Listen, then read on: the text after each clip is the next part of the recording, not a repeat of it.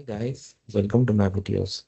So guys, recently I became a formal landlord here in Ontario, Canada, and I want to share my experience about the first week.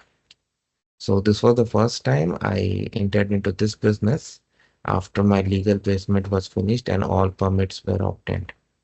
Now, coming to my experience, like on the first day itself, the tenants complained about hotness in the basement. According to them, from one vent, cold air was not coming out.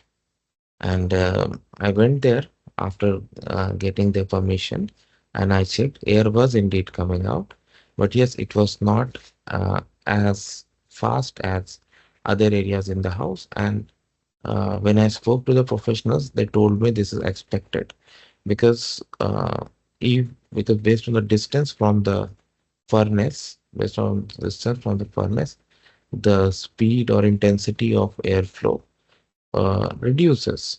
So the further it goes from the furnace, speed goes down. But again, I had to make that place habitable. So a fan was used, a tower fan, and say until then everything is fine related to that topic, nothing else.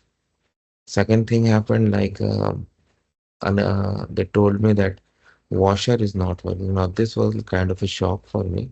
How could it stop working? I went downstairs. So the problem was not in the washer, it was in the extension cord that the washer plug was attached to. That extension cord was replaced and then it was working very smoothly.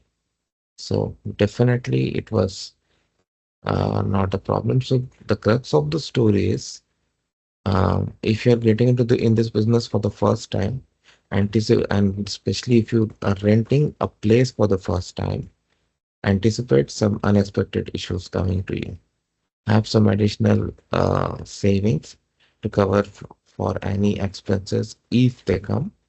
But yes, don't get panicked. That's the first thing.